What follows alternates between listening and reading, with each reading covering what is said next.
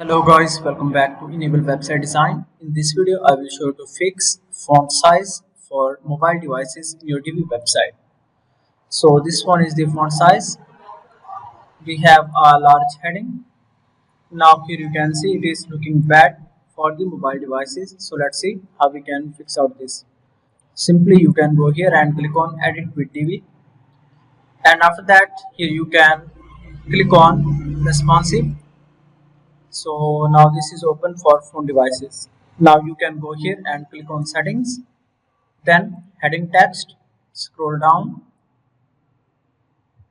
and here you can see this one, edit responsive values. So you can add different font size for different devices. So for example, if I add here 40, and for the tab let me add here 55, then click save, and after that let's go and preview.